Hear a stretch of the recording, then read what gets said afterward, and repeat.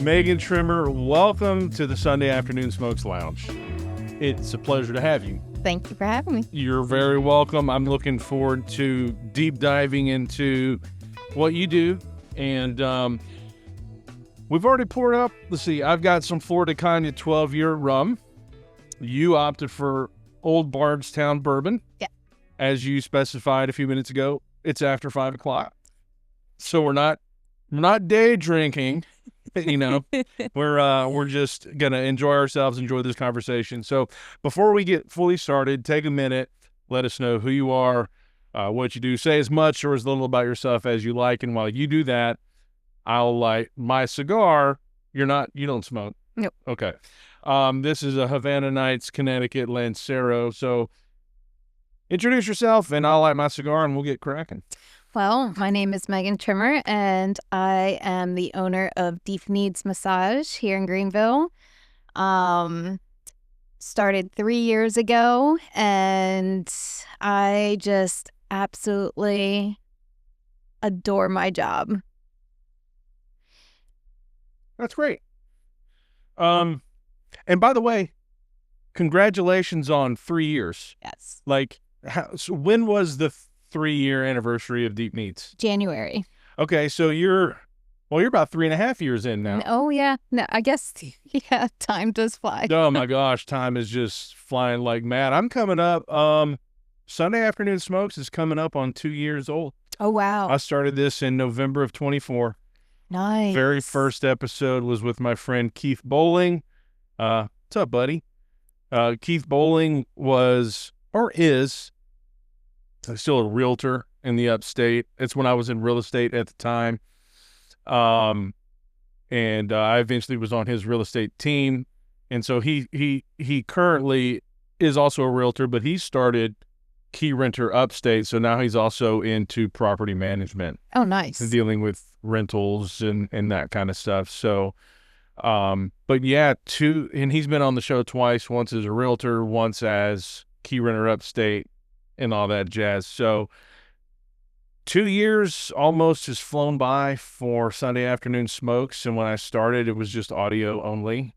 And it feels like nothing, it feels like time has just flown. And here we are. Now I've got this. Now you have the whole setup. I've got this whole setup. I've got the sign, the wallpaper, the rug, the smoking room in the house, and we're off and running, man. It's a lot of fun. Yeah. I really enjoy it. Good. But I'm excited to be here. Are you sure? I'm very excited.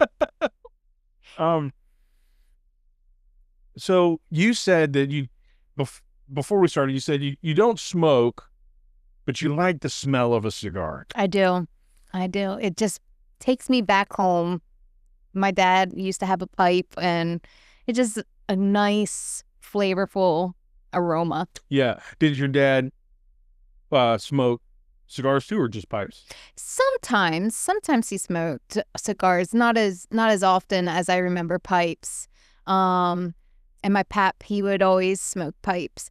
But and then I was in a relationship in which they smoke cigars, so I would buy cigars for him for his birthdays or Christmases. So it was fun going into the shops and seeing what kind and what flavors. It was an interesting endeavor. No, it most certainly is. There's the world of cigars is super deep. Oh, yes. There's a lot of brands between the big name brands and the small boutique companies, and the blends, and there's just so much coming out. It's bananas. And the world of pipes is enormous too. Oh, yeah.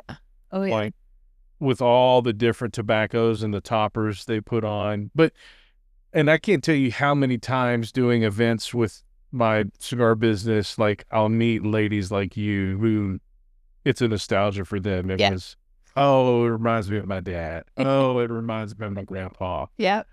And those are good memories. Those are good. Just the smell is enough to relax me and feel at home. It takes you back to when you're 12 years old. Yeah. It's just, there's something very, I think food has that. I know food has Food that. definitely Like, has that. you know, I grew up on the Gulf Coast of Texas, real close to Louisiana, a very Cajun country bayou, lots of, you know, Cajun cooking, whether it's boudin or gumbo and jambalaya and etouffee. And so, like, if my mom ever makes gumbo, I'm like 10. It's just that it's that certain flavor profile in the way she does it, you know, and it just makes it, just like you said, takes you home. Oh yeah. And it's a very comfortable place to be. Absolutely. Yeah. There's a in Hobby Lobby, I've seen it in the midst of like all the candles that they have. There's one that's, I think it's either Grandpa's or Granddad's. It's called Granddad's Chair. Oh really? But it's a pipe. Oh man. I'm going to have to go check it out. Candle. I'm sure they still have it. It's been a while since I've been over there. Anyway, so I'm smoking alone today, which is totally fine. I'm not smoking alone. I'm smoking and you're not. Yeah. But anyway, so as you said, you're the owner of Deep Kneads Massage. Deep Kneads Massage, 3.5 years in. What made you get into massage therapy? Oh, it was a very long road to get there. I actually went to school to be an elementary school teacher. I have just a long line of teachers, cousin, sister, all teachers. So I just assumed that that's what I was going to do. And it was around 2009 when I graduated Shippensburg that they were laying off teachers from the recession.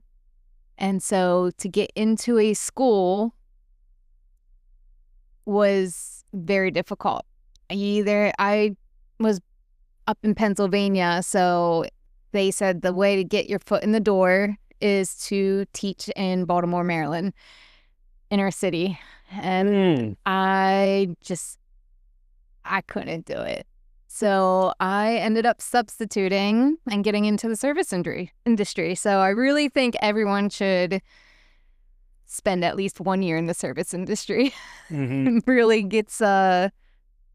it gets you understanding a lot of people in general and humanity. Yeah. I mean, I've done enough public events with the cigar box just to see some interesting things. Yes. So, people. I mean, I've worked my way through hostess, serving, bartending, up to management. And at the age of 20, I was getting white hair. Like, it was very stressful.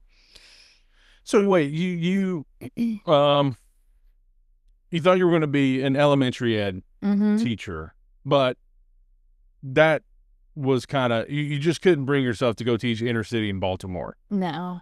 There's a lot of horror stories about that. Yeah. Well, and that's like, grade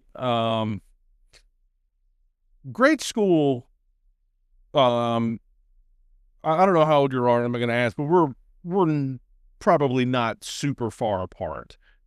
Grade school is not the school that I was in. Yeah. And so what year was this you thought you were going to be a teacher? So graduating 2009. So okay, so that's, but even this, because I graduated high school in 1998. Yeah. So you fast forward another 10, 11 years, the grade school system had changed a lot. So I would not, I mean, you asked me to teach in inner city Baltimore? I feel like a lot of teachers' hands are tied behind their backs. Yeah. And they had to put up with a lot of abuse.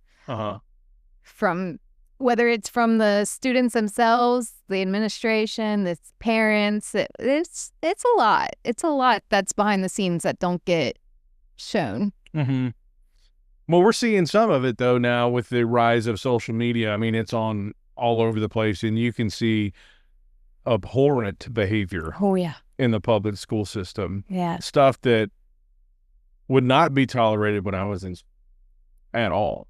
It scares me to watch those things. Yeah. I'm kind of grateful that I'm not teaching. Yeah, no doubt. So you go into, so you decide, okay, teaching in the public education system is not for me. Right. Yeah. And then you transition into the service industry. In what capacity, though? Like, Well, I mean, it started out as just like getting through as a substitute teacher and subsidizing income. And then as you kind of realize, like, there is money in the service industry. There's a lot of money in the service industry if you're willing to put in the hours. And I just kind of got this hook of the money was good, so I just kept on moving further and further in. And so you were working in the service industry. Yeah. Okay, when you shared with me some things before, I was a little bit confused. I thought you were teaching some things to people about how to operate in the service. Oh, no, I was actually in the service. Yes, okay. Yes. So you bartended. I bartended. I loved it. Yeah? Yes. It was probably one of my favorite jobs. Okay. So what did you like about it?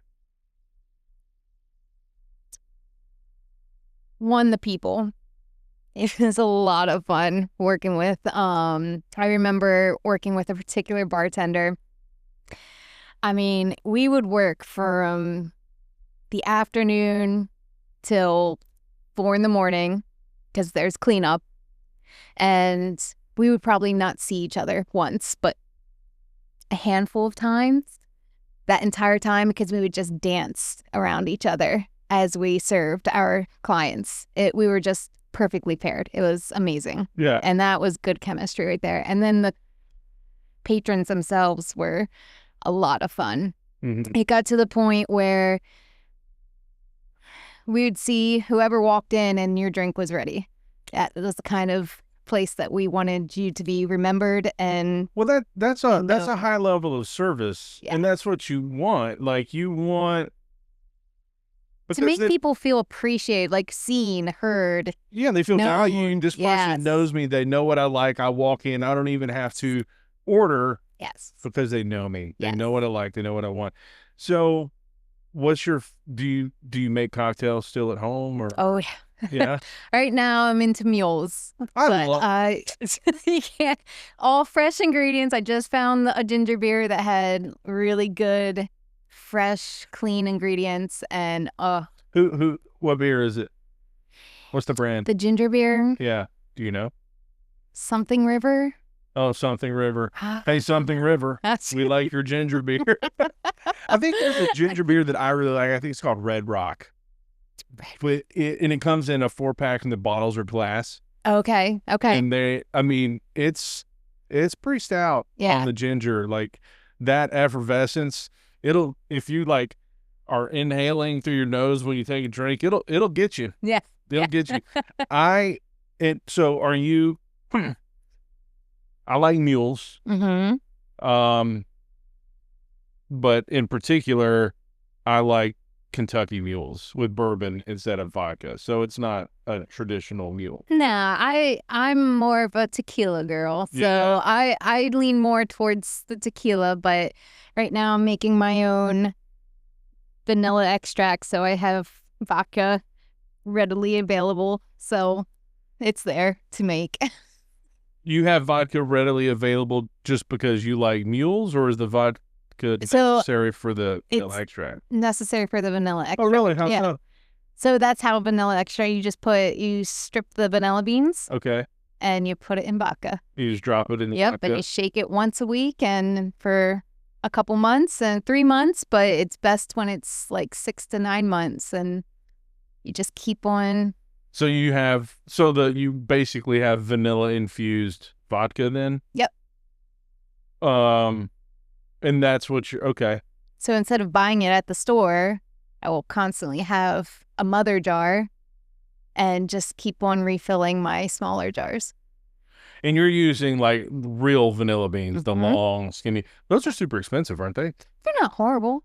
I don't think they're that bad. Or maybe it's a vanilla extract that's expensive. I think what you buy on the shelves is going to be a little more expensive, and it's just more available, and it's not time consuming. So for someone who runs out of vanilla, they can just run to the store, grab it, pay $2, $3, $5, depending on the brand, and then or you go buy a bottle of vodka, throw beans in, and wait a couple months. Yeah. So let's see. So a traditional mule though would not use vanilla infused. No, no. I mean, that would just be lime, ginger beer. I just have little bottles being fused, and so I had extra vodka on the side, so that's why I make my mules. Yeah. So I don't waste it all. You don't. And look, I'm not a bartender. I'm not into. I mean, I like cocktails, but I'm not into the craft and all that of making cocktails. But if I understand right, the lime in the mule is just squeezed and dropped in. You're not muddling the lime. I think that's the best way, is to squeeze it. Mm-hmm.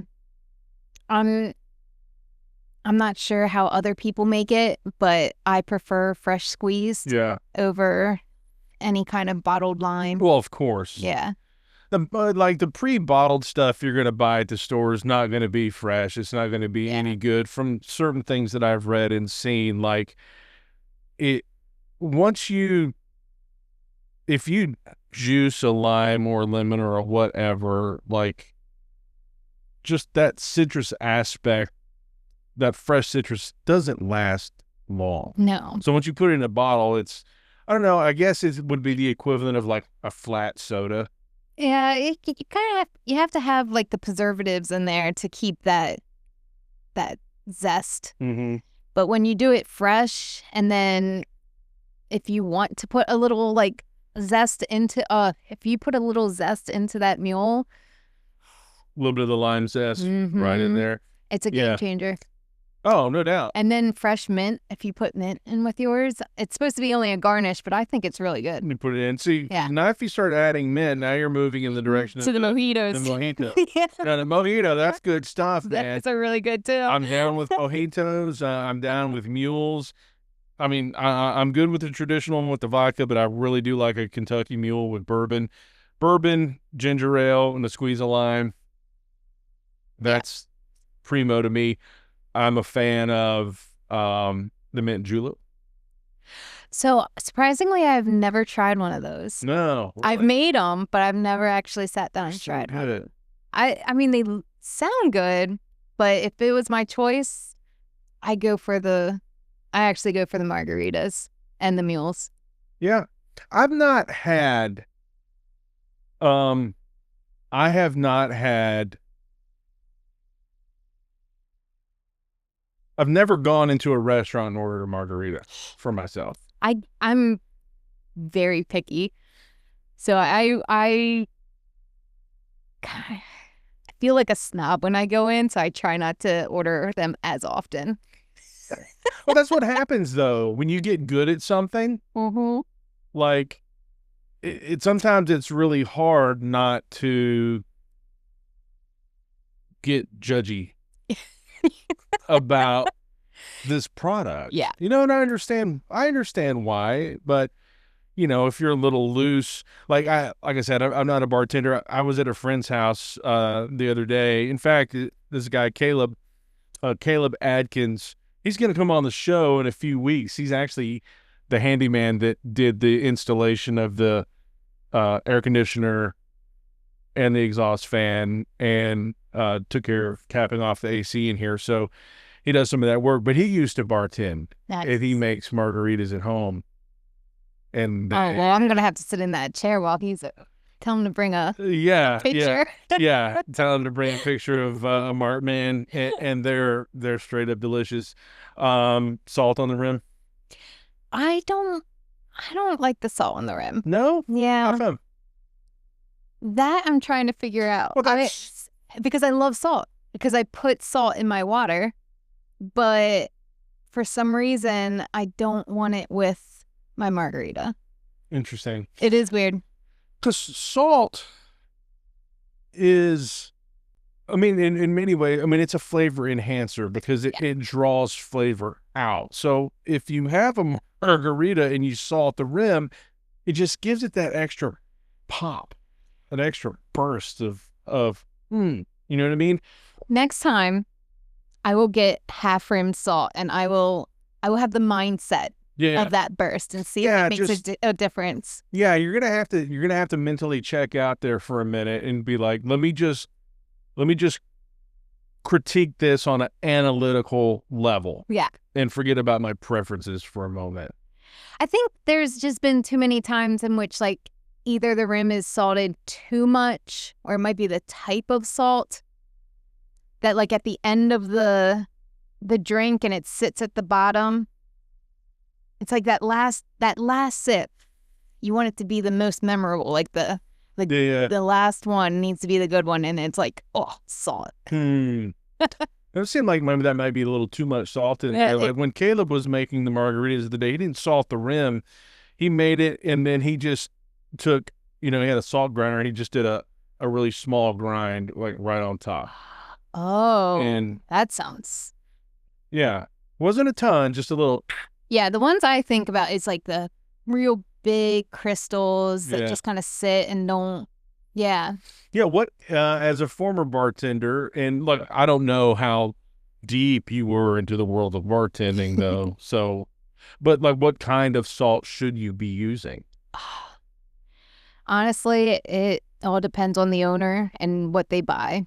And it's usually just the you would plastic container. Table salt, right? No, you wouldn't be using table salt. I mean, it's marketed as margarita salt, and they shape it so that the dish. I mean, you just plunk the glass right down into it. Yeah, I mean they've got the whole thing. Yeah. You just do it around. But it's been years since I wouldn't even know what kind. Yeah. Okay. I guess far removed. Yeah. I'm also. I poo-pooed the salt anyways. Yeah, you're not. Whatever. Like salt. I'm also a fan of the old fashioned. Probably like your average American man, I would imagine. Yeah, there's a lot of people that don't know how to make those either. I don't know how to make it. I mean, I know it's bourbon, it's bitters. You're going to take your peel of orange. Yeah, that was fun. And if you're gonna get fancy with it, you're just gonna kind of twist it over the top, rub it around the rim. Get some of those oils on there. Mm-hmm. Yeah. And depending, there's probably different schools. Somebody might want a cherry. Other people are like, no, cherry is blasphemy. We don't put that in there. I'm okay either way. But it's a certain kind of cherry. Yeah. I don't think you don't put like maraschino cherries in there. I don't believe so. You put Bing cherries. I don't know. Maybe a lot of probably some of those cherries have been, I don't know, maybe macerated and bourboned beforehand. Most likely. Are you a old fashioned person? No, not really. No, I probably made a couple in my lifetime, but not a whole lot. It wasn't a big order back in the up north where I went. Yeah. Do you have so you're into margaritas. Mm-hmm. You're into mules. Yep. Mojitos? Do you have another preferred cocktail? Those are my go-tos. I don't really stray far from those lately. Yeah. You know what blew my mind probably 3 years ago was when I learned that there's no tea in a Long Island iced tea. Those are fun to make. Well, they're fun. Oh, yeah. Well, I want to know, like, the invention of that drink. There is, logically to me, there's no conceivable reason why I should think that if I pour all these different liquors in one bottle or in one glass, that it should taste good. That I know. It is amazing. I mean, because it's fun teaching how to make one of those. Well, what is it? It's vodka? silver tequila, Yep. Silver tequila, vodka, Rum, rum. whiskey. There's a fifth one, isn't there? Yes. Triple stout. Oh, or Grand Marnier Yeah. and orange liqueur, Yeah. and then like soda. So it's like Coke. it's funny because like I'm running through the rails of how it used to be set up 15 years ago when I was bartending. Yeah. I'm like, we just grabbed 4 bottles at a time, And then just poured at the same time, put back, grab the 5th.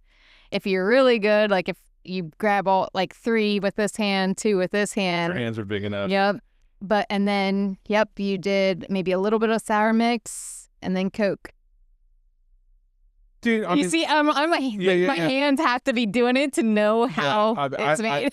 I think a Long Island is a fantastic drink, but it just seems kind of wild to me. That just seems like somebody was really drunk and was like, let's just put all this stuff in one glass and see what happens. Yep. It just seems like a lot of clashing flavors, but it works at the end of the day. We had one that it was called the trash can, and it was similar. And it was all the liquors.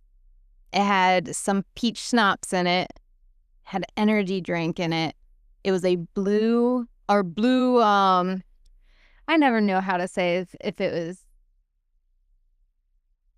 carousel, or Caraco. Yeah. I don't know how to pronounce it even to this day, but it would be like this bright blue drink. We would make those by the pitchers just because it was too much to make it one at a time. Yeah. But yeah, sold a lot of those. And obviously people were drinking. Oh my gosh, they drank them. Slammed at the bar. Those energy drinks. Yeah. So you decide, I just had to run the whole bartender rabbit trail there for a minute. I need to get a bartender in here. That would be fun. Yeah. So public school education, elementary and inner city is not for me. So I'm going to just go the complete opposite way. I'm just going to dip my foot in the waters of the service industry. Yep. Hostessing, waiting tables, bartending. What else did you get into? So then I became a manager at a pizza shop, and at one point, I just felt like I could not do this anymore. I was still in my 20s, and I just like, it's just nonstop, just pressure everywhere. Scheduling and working with, like, making sure people who didn't show up, you had to make sure that shifts were covered. If no one was going to show up, then you had to show up. Like, it was a lot of work. And then the behind the scenes, I joke because I tell people those walk-in coolers, it wasn't just for food, it was storing tears from the servers. It would get bad sometimes. You were dealing with a lot of emotional baggage and drama. And I had a really good friend. Her name was Amanda. She was a massage therapist. She was my massage therapist. And I told her, I said, this is something that would interest me. And she goes, no, don't do it. Really? Yeah. She said, don't do it. And so I didn't. And I kept on, I think I kept on in the service industry about a year later. But it wasn't actually until my brother, he worked out in the gym a lot. And he asked me to work on his back. And I remember a specific time he was in my living room and he goes, why don't you do this for a living? And I said something to my mom, and my mom's like, well, let's just check out the school. Let's just check it out. You don't have to make any commitment. And then I signed up right then and there. And I never looked back. It came so easily and naturally to me. So it took a long time, but I think I was 34. 2017? I think I was 34 when I went back to school. Well, that's fine. Like, you don't always like find out exactly what, excites you when you're 20. Yeah. Like I had a guy sitting in that 31. I was 31. I'm trying to figure out that time frame. I'm like, what? 31. I had a guy sit in that chair several episodes ago, episode 75, Armand, a tattoo artist who opened a shop in Greenville. He did not figure out he wanted to be a tattoo artist until he was 29. And here you are, like 31 years old, finally figured out what I want to do with my life as a vocation. Yeah. And I had another lady, Dallas Vickers, she's an event planner. She made the same statement you did. She used to work, she was a private chef, and she's like, I'm standing in the walk-in and I'm just crying. And I'm like, I don't want to do this anymore. Yep. And that's just like, the walk-in. Yeah. If you have not cried in the walk-in, can you say you've ever worked in the service industry? I've never cried. I used to work in a butcher shop in the West Village of Greenville at Revival Butchery, and they had a very small walk-in at the time. I think he's since expanded some. I never cried in there, but you would go in there from time to time just to be like, yeah. Okay. Just because, like, it was hot in that shop during the summer, and walk in there just cool off and take like a 2-minute just, all right, let me just collect myself and then back to it, So yeah, the walk-in is it's more like a therapy room. There you go. That's a good one for it too. What it is. So you decided 31 years old that service industry is not for me, and then you enroll in massage school. Yes. And you're still in Pennsylvania? Yes. At this time? Oh, yeah. So do you put yourself through, do you continue working in the service industry while you go to massage school to pay the bills? Yeah. So I was living in, I was renting from a lady who was very generous because I was just trying to figure out my life. And so when you're at that point in your life, you don't really have money coming in. And she was very generous in the amount of rent. So I was just getting back on my feet, and I had a friend who's like, his name was Terry Miller, is still Terry Miller, owns a bowling place up in York, PA, Suburban Bowlerama. And Suburban Bowlerama. Yes. Terry Miller. We're going to shout him out in this episode. He's amazing. I'm going to look it up. He is absolutely amazing. Hang on. Suburban, I'm going to write this down. Suburban Bowlerama. Yep. In York, PA. In York, PA, Terry Miller. All right.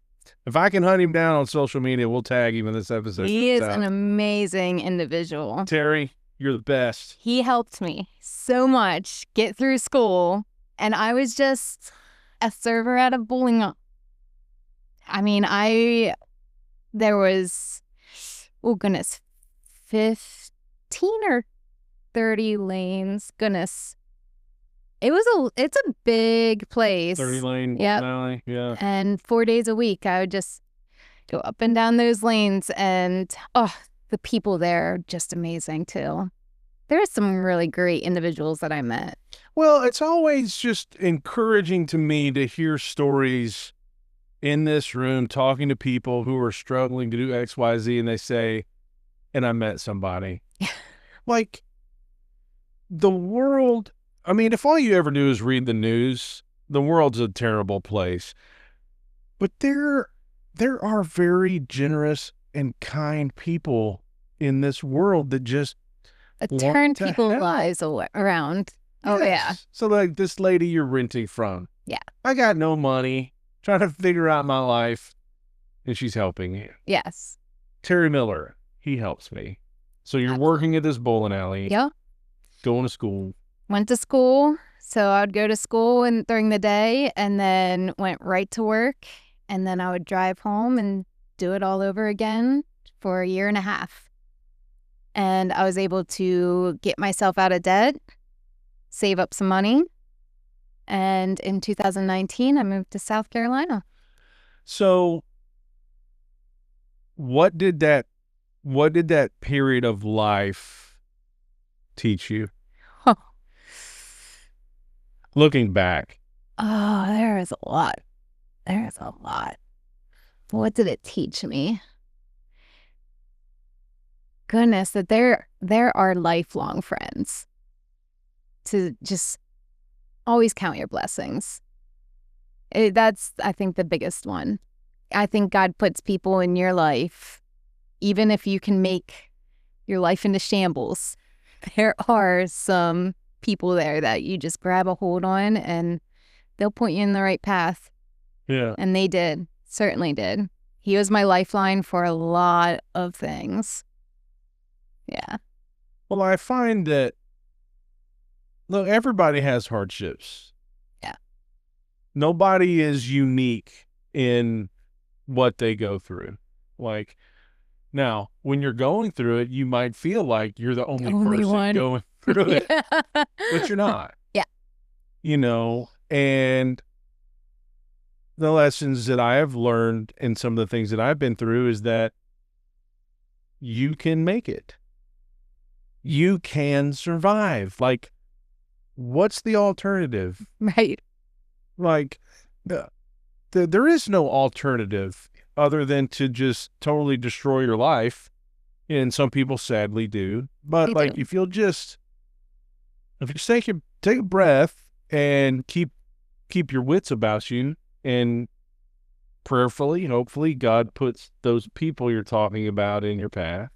Oh, yeah. You can recover. It takes time, too. Sure. It's never going to be just a snap of the fingers and everything's so great. It's definitely those. I think you really start appreciating when you look back, not while you're going through it. Mm-hmm. And yeah, I think you're right. Like it was just a matter of each day you had to get out of bed. I've learned the one thing. If you just do one thing, then you accomplish something. If that one thing is just washing one cup in the sink, be glad that you got that one cup done. Yeah. Be happy about that. Praise the little things. Sure. Well, there's no shortcut to success. No. There's no shortcut. Like, everything is built on small victories. And eventually you'll be able to look back and say, like, look at this. But it's because you did the little things consistently every single day. Yeah. You know, I didn't get, not that my show is a, like, mega sought after podcast in the country. Not yet. Not, well, exactly. I mean, that's not even necessarily the goal. Right. But it wouldn't be if I didn't do this. Exactly. Every single week, sometimes more than once a week, send out the little guest form. Let me review it. Let me make some notes. Let's record it. Now let's edit it. Now let's do all the social media crap that I have to do. Now let's publish it. And it's just, success is built on doing the small positive things consistently every day. And most people don't want to do that. Yeah. Yeah. So, I mean, good for you that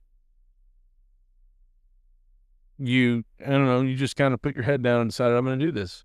And I mean, I think it's a encouraging thing to hear you say, and I don't know how you did it. Again, like this lady who helped you out with your rent, but how does a lady, going to school and working and paying her rent, but you're working at a bowling alley? That's not like it's not like you're pulling out $125K a year working at a bowling alley. So, like, that's serious discipline to do that and get yourself out of debt. Oh, and I mean, I wouldn't say I got myself fully out of debt, but the majority of what really, like, I had my electric shut off I needed tires, so I owed my That's mom. not good But in yeah, Pennsylvania, man. yeah, Oh. yeah. So like I'm very thankful because my mom helped me out immensely as well. But she would buy my tires that I need for my car, and so you know, debt does stack up in different areas, not just credit cards. So I just made sure that, when I had the money, I just paid people off as I could and got my electric turned on, made sure all bills were in good standing because you can't find a place if you're in behind on certain utility bills. And so I owe a lot to my mom as well, getting me through that hard time but it it felt so good. So good when you were able to say that's paid off. That's paid off. That's paid off. And I have no idea how I did it from a bowling alley. Yeah. Again, amazing patrons. They were absolutely supportive. Asked how school was going. They were just part of my family. They became a family to me. To this day, I'll go and visit them, and sometimes I'll bring my massage table up there, and I have people say that like, we want a massage from you. So that's nice. They were very supportive. The entire group, all the leagues, the employees, they were just amazing. Building a business is not easy. No. So you have to draw from that, right? Yeah. I mean, you do. I presume you do. Yeah. Like, if I can do this, right? If I can go through all this crud of not figuring out what I want to do with my life for 31 years and then work in a bowling alley and get myself, by and large, out of debt, or at least get myself on my feet and get headed in the right direction, and finish this school thing, well, then I can build a business, right? Yeah. I mean, again, I was blessed again by, my friend Amanda, who told me not to go into the industry. She had her own business, and she gave me her business.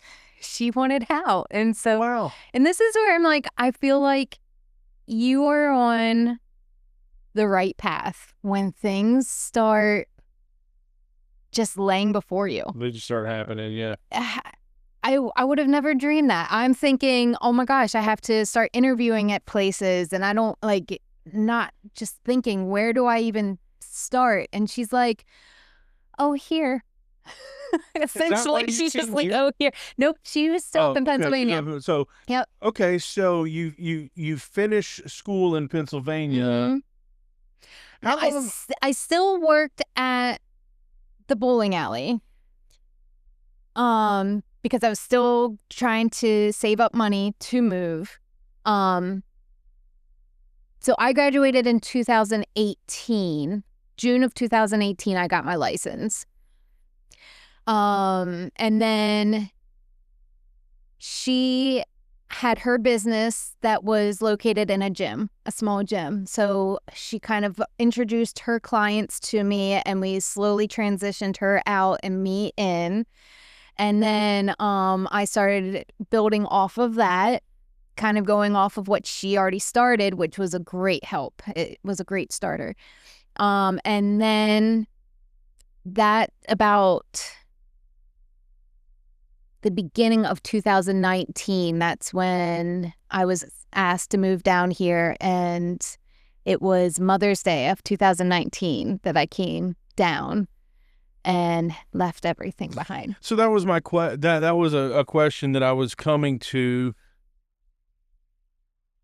And there's a decision to be made there, because now I'm finished with school. I've got my license. This friend of mine wants out of the world of massage therapy. She's going to hand me her existing clientele. So, I've got now obviously you want to add on and build that, but I've got a bona fide business just handed to me, more or less. Yeah.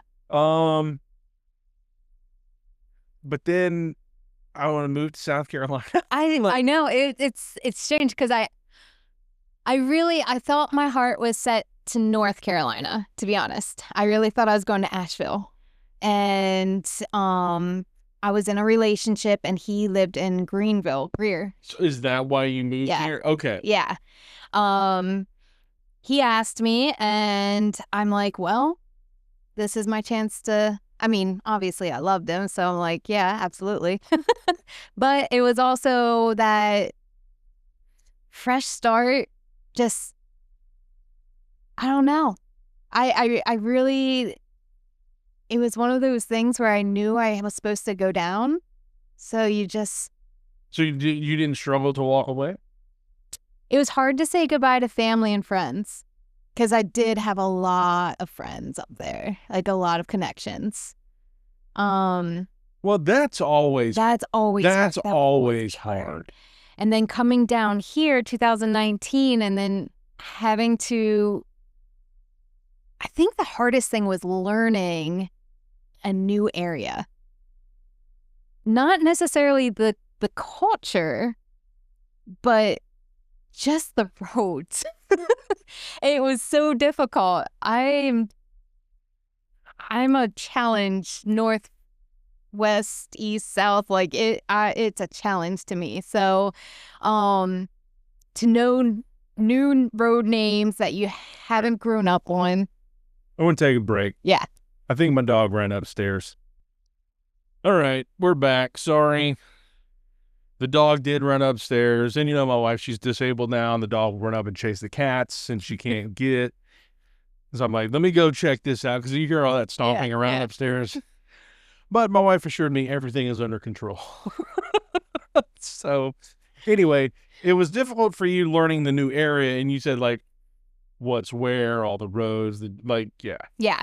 So I told myself I'll give myself 3 months before I start looking for a job. Yeah.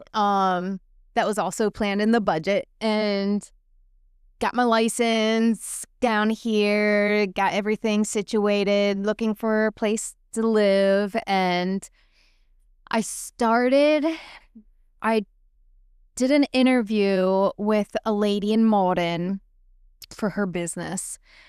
And I think I was there for maybe 4 months. Well, I have to say, I did waitress at Another Broken Egg for a couple, just a little stopgap. Get a little extra income coming in.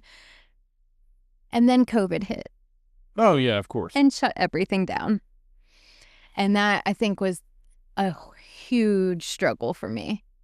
As it was probably for a lot of Well, yeah, like all the restaurants are closed. It's not like you can go give massages. Nope, you couldn't touch it.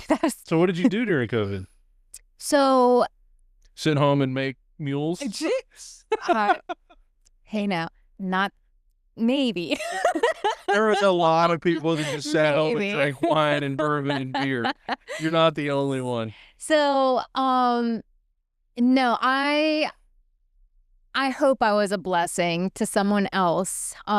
She was a nurse, and I watched her child. So I kind of took my educations. That nurse, like, she had to be working mad hours, right? She was. So yeah, you were a help to her. So I taught her daughter kindergarten. So even though they had the online learning, I was still able to take my bins from college, pull out those, and we had some really great lessons. So, I was able to use my teaching degree. There you go. During that time, which was pretty awesome. Like, if you think there's a whole difference between teaching like one student versus like going into the. Yes, but you got to give that do that attention. Again. Like, let me help you. Let me make sure you really understand this subject matter versus like 30 kids in my class. Yeah. No, that's great. So that was fun. That was a lot of fun. And then once the restaurants started opening back up, I went back to Another Broken Egg, and it wasn't until I think it was a hostess there. she said that her aunt worked at a chiropractic office and they were looking for a massage therapist. Hello. And I said, okay, I'm going to go talk to them. And I got the job. I think I was there for about 2.5 years. And that really, I think that practice really defined the direction in which I wanted to take my practice. That was, I think, a really key pivoting point of how I wanted to treat my clients. Yeah, but I mean, because you finish school and you get handed a job, but you hadn't really been. There's a difference between being handed a business and then starting a business and like developing your philosophies as you go. Yeah, your skill, your technique, your niche. Right. Yeah. It's kind of like I'm part of this practice under this person's business name, so I have to operate under their philosophy, Yes. even if mine is different. Yes. Yes. So you get to kind of. So what did this place? Had you? How do I want to ask this question? Well, what was your philosophy, and how did they align with? So fresh out of school, I mean, they teach you so many different modalities, and it's just an overview. So whatever you start like getting comfortable with, or you get to take that and go in whatever direction you want. So like massage school just gives you like, blah, here's a whole bunch of stuff. You pick what you want to do. And when I took over my friend's job, it was very much relaxation, Swedish, dark room, nice music, just I call them frou-frou massages. You just feel good massages, which are fine. They're good. They're good for their purposes. But then when I worked for someone else, she was very particular. This is how I want you to approach the body. I think she trained me for a whole month before I could actually get in and see a client. It was about looking at people, knowing how they moved, which, I mean, that intrigued me immensely. I liked how vastly different it was from the other. And I won't lie, I thought I was going to give up my license when I was done at that place. When COVID hit and shut us down, I didn't know I was going to renew my license because I was miserable. Because I felt very robotic because it had to be her way. Yeah. Not saying her way was wrong, but it just wasn't natural for me. So it felt very forced. And I had another massage therapist call me, and she talked me for 2 hours saying, you're going to renew your license. You're going to renew your license. And so when I went into the chiropractic office, no one told me this is how you work. But somehow it intrigued me how they did their practice, how the structural system worked, and incorporating the massage with it to make it work together. And I guess I just like, I found my niche. I'm like, I want people to be pain-free. They came to the chiropractor to not have pain. And then they would come see me to make that last longer. And then it just made my mind just go a little deeper. Well, why is the body moving this way? Why does it keep on coming out? Where do we fix it? Why is it that if we're working on this shoulder over and over and over again, I had a client, let me be a little more specific. I had a client that had a shoulder problem, worked on her 6 times. 6 times, could not get it to relax, couldn't get it to even feel good until I was taking a class, because you're constantly taking classes as a massage therapist. And one particular class was just like, you don't chase the pain. You look at root causes. And if you have pain up here, could potentially be coming from a whole nother location. So you look at the body as a puzzle, and it started fascinating me. And I said, hey, can we try something? And she's like, absolutely. So I go, if her shoulders was hurting up here by her neck, we went down her shoulder blade where the scapula is, like down mid-back almost. And we just pressed. And once it just let go, all that shoulder pain went away. We both jumped up. Like, we were ecstatic. This is what I enjoy about my job, is when that pain goes away and people learn that just because it's saying it right here doesn't necessarily mean it's coming from right here. And that's where my fascination comes in. Well, there's like, you're in a job that can help people have better quality of life. Yes. Because it's miserable to be in pain all the time. Yes. And people that are like, the danger is, if I'm in pain all the time and I can't get relief, that's going to lead to pills. And pills are going to lead to a whole host of other issues, whether it's addiction. And so, like, in the massage industry, that's who we're fighting against, the pills. We're not fighting against the pain. We're fighting against the pills. You're fighting against pharma. Yeah. Yeah. Truly. Well, and so let's dive into that, because this was part of my questions. And let's start at, like you said, Swedish, just kind of, I don't know, like, what's the difference between just and I don't know, you correct me, maybe they offer this at, the only place I think of that's like of a chain would be like a Massage Envy. I was just like, Envy. I don't know, right?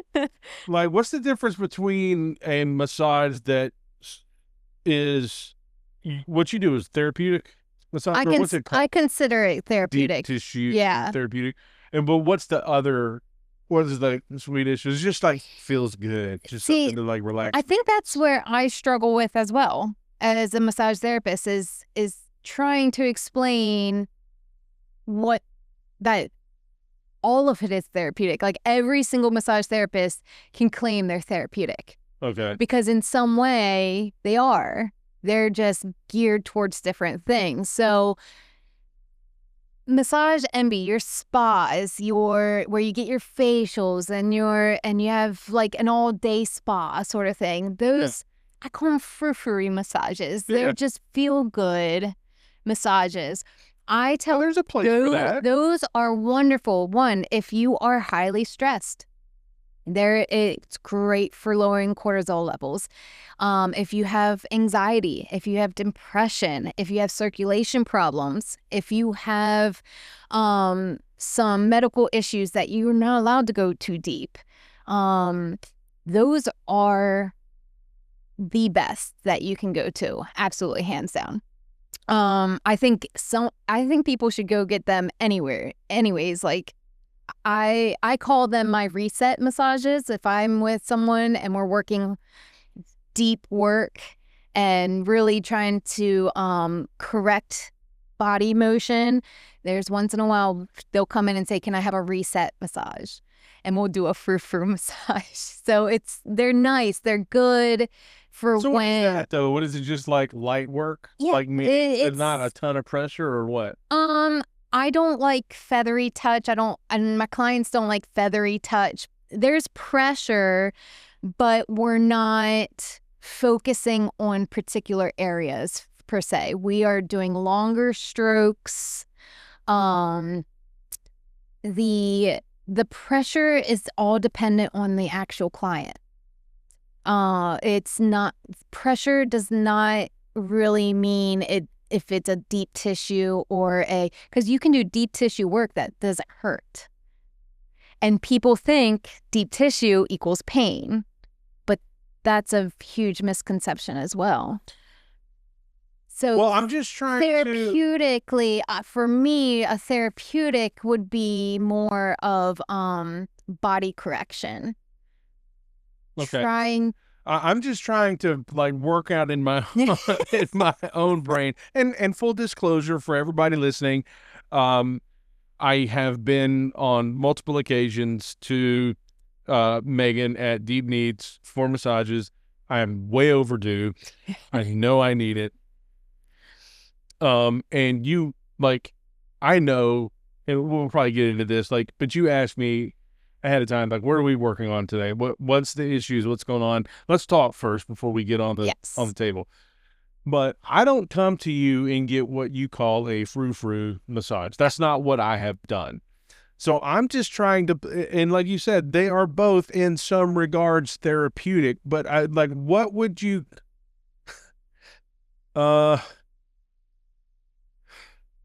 what's the difference between, if you're going to give somebody just a frou-frou massage versus what you've given to me, what's the difference? I mean, obviously, I know the difference because I've experienced it. I'm just like I said, is it just lighter work, and I'm just not going to put so much pressure? Well, like, what are we doing that's different? I mean, that can definitely be a main part of it, is that the pressure isn't as much. It's not, and it's also not very focused. I think a lot of people, when people walk away from a frou-frou massage, they usually have the thought in their head, it's routined. Like they walk away like the massage therapist has a routine. It's not very in depth in thought. They're just going through the body, working. I mean, if I would walk through a frou-frou massage, I'd start with the head, the neck, get you nice and relaxed, go down to the arm, go down the other arm, go down the leg, the feet, up the leg. And it's just more like, if you go with music, it's just very just flowy. Whereas if I was really working on you, if there was a spot that I would feel, I'm like, and say it's in your shoulder. All right, she's gonna dig in it. I'm just, if frou-frou, and I'd have to really work on my frou-frou, because I really have to tell myself, don't go into it. But I will move that shoulder, and I will get that person to rotate, and I'll make sure that the muscle is responding. Okay. I will really get the arm moving. I'll get the client to actually engage into and that's where I think is therapeutic. Okay. When the client themselves are starting to engage, or hey, what's that feeling like to you? And then, getting that would be my difference of, half falling asleep. What I'm sensing is that, like, a frou-frou massage, for lack of a better term, is just come in, I'm going to give you a little work. It's going to be kind of full body, but you're going to be relaxed, and you're going to walk away feeling good, feeling refreshed, versus like if I'm feeling some problem areas in the muscles, I'm going to deal with this. And you're going to walk out. So this would be a good one. A frou-frou massage, you'll walk away as if you had 8 hours of sleep. A therapeutic massage is as if you just walked out of the gym. Yeah, you got beat up. Like you worked. I mean, your muscles. I've been on your table, and it's not always pleasant. It's not. I've enjoyed the most of it, but it's certainly places when and it's so bizarre, and it's like that thing you're talking about. Like, if you have pain wherever, that might not necessarily be the problem area. Right. It's elsewhere. But like, I remember you just kind of pressure here on my thigh. And I'm like, that's uncomfortable, and it shouldn't be. Yep. I think if I had $1 for every time someone says, "You'll find it," I said, "What are we working on?" They're like, "You'll find it," and I just go in, I read what the body's saying to me, and I'll go in, press it, and just like you said, that's not comfortable. Why did that? why did I not feel that before until she touched it? Mm-hmm. And that's when I know. Yeah. Yeah. So what's the what is your purpose in giving, just for sake of this conversation, we'll call them therapeutic massages, Yeah. and Yeah. your purpose, like you obviously you're not a frou-frou massage therapist. Yeah, It's not what I you work are. very hard on my frou-frou. Yeah. So like, what is the overall purpose of what you're trying to accomplish with your clients? I want them to be able to actually, first and foremost, learn about their bodies. I want them to be able to use me as a last resort. It's a really bad business model, but I want them to utilize all the things they can outside of my massage room and then come to me for that extra oomph. I want them to learn how they exist through life, how they move through life. And once they understand their habitual movements, they can start changing those movements that are causing the pain. So that is like that. I find I feel like I'm a little bit different than other massage therapists because I like to teach that. I like to let people know why their bodies are hurting and how they can fix it themselves as well as with my help. But the ultimate goal is for them to live pain-free. Mm-hmm. Or to understand their pain a little bit more, because pain is just information. Pain is just information. And pain is pain. Pain is pain, but it can be good. So what is it telling us? It's our body speaking to us, not necessarily in words, but it's telling us that there is something not right. And one of the biggest things that I'm learning is people are just like, oh, I just let it go. It'll work itself out. And I'm like, it usually does not. Well, it usually gets worse because it started out with a whisper. Maybe like a little, oh, that's a little uncomfortable. Or when I go to stand, oh, that pulled a little. And then all of a sudden, my whole back got thrown out. Like it started out as a whisper and now it's screaming at you. So you're responding to the screaming, essentially, when you could have talked to it when it was just a whisper. So we need to listen to our bodies and using those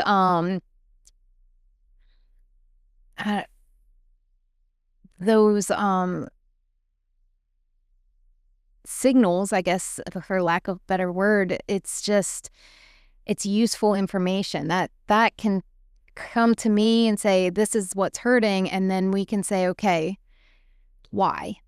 Mm-hmm. Where is it? Where is it coming from? And what have you been doing day in and day out that created this pattern to start screaming? And so that's the fun part, is to learn. Sure. And you like to work from, I think from what I know in my past experience with you as a former, as a client, but also just in what you said right now, you feel like it's best to work in conjunction between you and your client's chiropractor. Not just the chiropractor, chiropractors, physical therapists. I have a couple people who go to the gym and have trainers. If I'm seeing like there is an imbalance in a particular muscle that's getting too tight and something's not getting loosened enough, go to your trainer, talk to them, say this is what's going on, this is what's happening in your body, and have them create a workout plan that's specific for you, not just for the mass. I work with other massage therapists. I can't say that I can fix everybody, but I know a lot of amazing massage therapists that have special skills that I can send my clients to as well. So it's not just the chiropractors, it's other professionals that can help in the healing process. So y'all all want to work together. What I'm hearing is basically, if you have a skeletal misalignment somewhere, we have a chiropractor that's going to put it back in order. Absolutely. And if we have a muscular issue, we're going to work with the trainer to help get this certain muscle group exercised properly. But if I have a muscle that's acting up, or a muscle group that's acting up, whether it's too tight or too loose, you definitely you are that person. But y'all all work in tandem. Yes. So if this is where in this era of my business, I am looking into connecting with a lot more physical therapists, because I want them in my pockets for my clients, because absolutely. I have clients that have hypermobility. I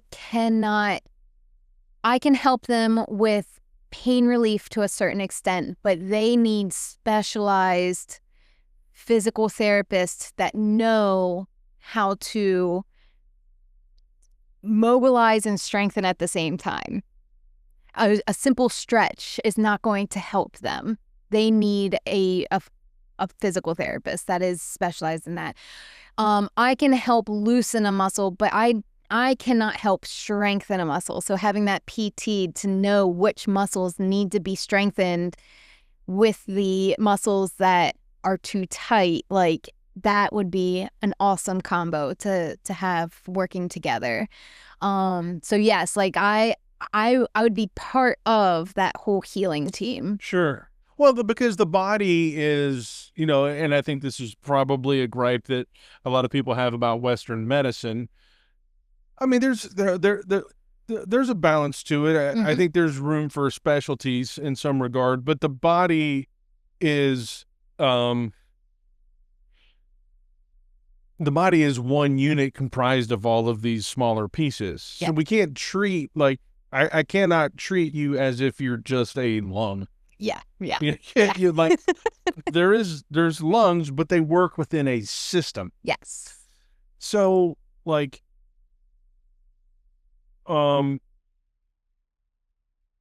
if somebody comes to see you and they have whatever issue, like, one trip's not gonna, unless they're just coming for relaxation, or they just had a really stressful week. It's very difficult to come into. I'm not a miracle worker. This is what I tell them. I am not a miracle worker. It will take multiple sessions to really try to figure out what the body is saying. Okay. And I guess where I was going with that is that, like if I have a skeletal issue, something's out of alignment, well, that's going to, like, if something in my spine is out of alignment, then that's going to make one set, like, the left side of my muscles are going to be stretched too far. Yeah. And the set on the muscles on the right side are going to be squished. Yes. And so my chiropractor can come and put that back in alignment. But if it's been this way for 9 months, and like, those muscles are trained now to be in this position. Absolutely. So yes. I need to come to you for what? So the massage will help retrain the muscle to relax and to be back in their position. And it really does help when the alignment already happened. So that you are kind of starting with, like, if the chiropractor comes in, fixes your spine, now you kind of had up a smooth sailing, like, let's just get these to smooth out, these muscles to be happy one more time. However, it's also really nice to get those muscles nice and relaxed before the chiropractic care. So it really depends on the individual what they prefer. And sometimes they ask their chiropractor. Sometimes the chiropractor will have a suggestion. There's some out there that do not want you to get a massage after their chiropractic care. So you want to get the massage beforehand, then get the chiropractic care. Others, they would prefer you to go get the massage first so that it is not as hard of an adjustment, that the muscles are nice warmed up and they move and respond nicely. So really, I would always say ask your chiropractor before you make your massage appointment. But yeah, it's you train your body to sit in a particular way, and with massage you can get that to change, but that's only a small part. You have to start changing your habitual habits now at home, because if you trained at 9 months to sit, and you know what I mean? That's an arbitrary number, because I mean, we've been training our body. Like, I'm 46 years old. I've been doing this thing this way for 46 years. And so, like, the jaded person would say, yeah, she wants me to come for 8 appointments just so she can make some money. But I mean, and honestly, like, you've been living with this particular way you've moved for 30, 40, 50 years. So I try to tell my clients that too. I said, you know, it's just like chiropractic care. You want to come, I say your first 3 to 5 visits, you want to come very close together. You want to make sure that you are jumping ahead of the game, that your body doesn't have time to really, like, once a week, come in, work those muscles, get them to sit in the position that they're supposed to be. And then I tell them to listen to their body. Once they start feeling good and the pain comes back, even if it's like the day before the massage, that's our no to say, okay, we can push that next one out. And so instead of once a week, we're now doing a bi-weekly. So we want to train your body to hold the massage, to hold the chiropractic care. We're trying to get it to be strengthened on its own. So, okay, we're getting on top. We're staying on top of getting these muscles to respond in a short term. And then you're feeling the pain up until the massage. We'll do the massage, and then we'll schedule your next one out a couple weeks. And then we reevaluate. How did your body respond? When did the pain come back? When did you start noticing? But on top of that, we have to change habits, or else it's just going to come back. So that's what I talk to them about. I say, well, when our first couple of sessions, are you sitting at a desk? Where's your computer screen? How are you sitting? How are you getting up off the chair? How are you moving? How are you getting up off the flight? For me, like, you know, I now, like, every day, pretty much every day, I help my wife put on her shoes. And so at 46, I'm down on the floor every day. And it's not like being on the floor when I was 18. Yep. You know, and I fully realized that, you know, and it's just like, you know, like, every adult goes through that point in life where you finally recognize when you get up off the floor, you make the sound that goes, oh, like, you used to never do that. You get up, you're like, oh. Mom was getting out of bed. I'm like, oh my God. Yeah. You take that breath before you do that final sweep. Yeah. Like, oh yeah. How did, like, at a 46-year-old, like, how did you hurt your neck? I looked left. I did the thing my neck is made to do, and I hurt myself. You know, it's just. I picked up a book and I threw my back out. Seriously. Oh yeah. I hurt my back brushing my teeth once. Yep. It's like, what is going on? And it's, again, it's not. So that's where I'm starting to value I'm going to be 40 in 2 months. Oh my! I said I wasn't going to ask. I know. I should, you know, own up to it, but you know, it does. It creeps up on you. But I'm starting to value that, you know, taking 5-10 minutes and stretching or just some kind of movement. Yeah.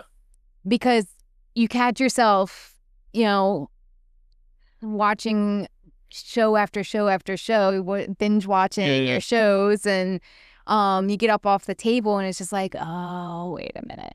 So I tell people bundle with things. So every time there's like an ad, I don't pay for a lot of stuff, so I get ads.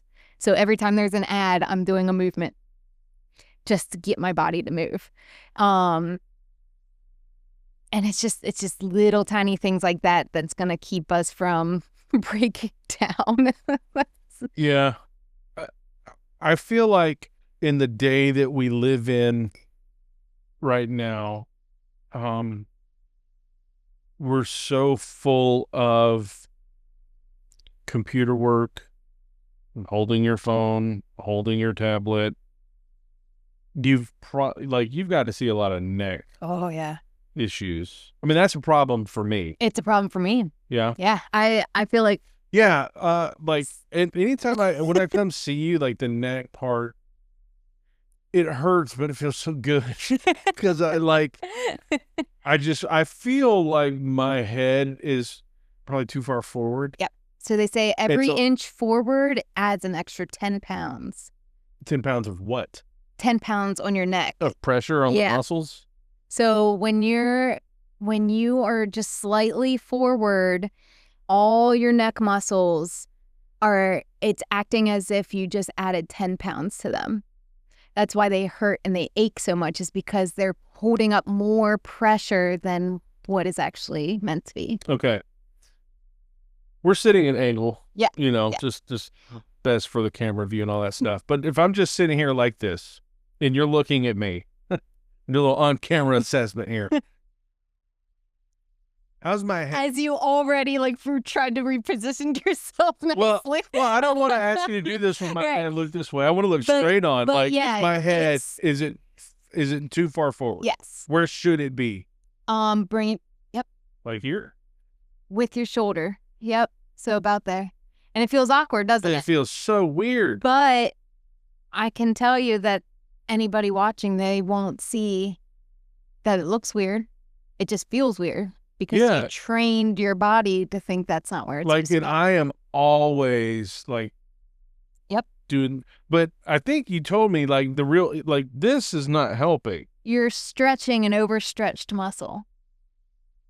Yes. Then the analogy you gave me when I visited about my neck was you have a rubber band that's stretched out. It's stretched out too far and it's been that way a long time. And it hurts, and so you that downward to stretch. You're stretching it more. Yep. What we need is for the muscles to contract. So you want to actually do opposite action. And a lot of people don't realize it's. We should have just set up the massage table in here. Yeah. And recorded the episode while you were. Get me some videos, content. But yeah, it's actually what's tight are these front muscles. They're the ones that are pulling you forward. So it's this that you want to actually start stretching. And then when you go to bring your head back at a normal state, it shouldn't feel as tense. It's still going to be a little tense because it's probably it's out of position from where I've had it for years. Yeah. So it's going to feel weird. Because when I do that, I feel like it, and the reality is I am, because it's used to me here. I have to consciously hold it. Oh, yeah. And it's strange. It's very strange. If you're going to try to retrain your body, I like to bundle it with something you do every day. So, say you have a weak core. If you tuck I do. Yeah, if you tuck your core in, if you activate your core while you brush your teeth every single time. Brushing your teeth is a mindless activity. You don't have to think. So driving your car is not a good time to be doing it. But mindless activities, brushing your teeth, doing the dishes, loading the dishwasher, something like that, you're activating your core. So now you're having your brain associate a activity And so once your body does that for so often, it's going to all of a sudden you're going to be brushing your teeth, not realizing you're activating your core. And so it will be activated. And then so I say, well, then pick a stairs. When you go up the stairs, activate your core. When you go to sit down, activate your core. So this is how we learn to activate our core through everyday motions, doing everyday movements we do already. So with our neck, it's a little more difficult. So when you're brushing your teeth, just know that your neck is back here and not over here. And do it with a mindless routine, but it has to be every day. And so every time you go to brush your teeth, your head's going to start going back. Okay. It's strange. It's no, really, but it's the psyche is so habitual. it's a subconscious. It's bringing it into a subconscious mind so that your body just says, "Oh, we're supposed to be doing it this way," and then it won't feel odd. Yeah, well, that's just training. That's training anything. That's training a child. It's training a dog. It's whatever. It's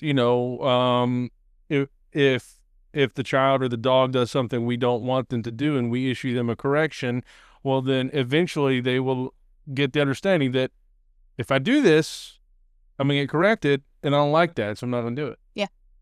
So if I start doing... Eventually, if you keep doing this, and then you start doing this, this is going to start feeling heavy, and this is going to start feeling comfortable. Mm-hmm. And so, yeah, you'll retrain it eventually. Your instructions for people to activate their core, is that... I mean, that's across the board for everybody, right? Oh, yeah. Yeah. Which, obviously, the core is very important. I mean, it's like the trunk of the tree. Everything stems from here, right? Front and back. That is your balance right there. How so?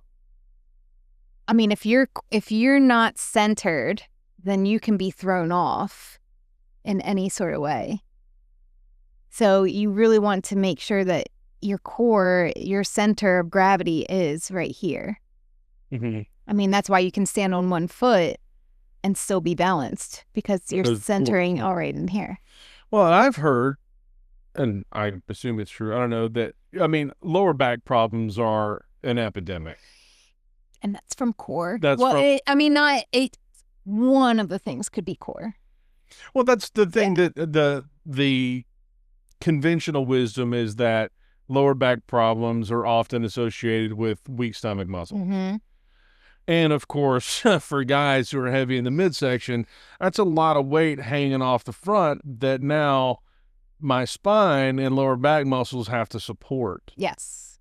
And yeah, I guess it's the same issue with women who have large breasts. That's a lot of weight. Back problems, upper back problems. Yeah. So other than a breast reduction surgery, mm-hmm. like, what would you tell a woman like that to do? That one's a little more difficult, only because as a whole, as like society kind of taught women to make themselves smaller, not make themselves seen, and don't stand out. So we will learn to round our shoulders and bring ourselves in. It brings our chest smaller and not as noticeable. And so we'll sit like this. So now my shoulders are rounded and I'm sitting forward. And now what's overstretched is my back. And now everything's tightened in here. And that's why we get this kind of motion, the rounding of the shoulders. So what I have to teach them is we need to stand up. We need to open up our chests. And yes, that's going to expose, and that we're going to feel very uncomfortable doing that. But we need to open up the pecs. We need to bring the scapulas down. We need to bring the shoulders back. It's going to make our chest bigger, but it's going to give your back muscles a break from screaming. And so sitting up, bringing them forward is going to hurt more than this. Yeah. So it's a lot of mental work for women especially, but you see it in taller boys and taller women. They will kind of scrunched down to be with the same height as everybody else instead of their full potential. And that's because they were taught to conform. And that's why they have a lot of problems with their back, because they're scrunching down, they're decompressing rather than really exposing and presenting. Yeah.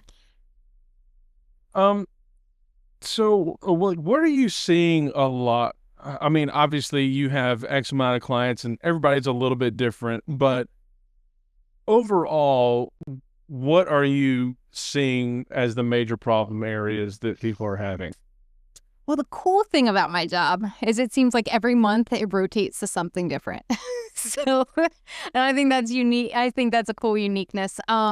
So I could have a month of a lot of sciatic problems. And so I'm just working sciatic after sciatic after sciatic, and that's fun. And then the month changes, and then it's left shoulders.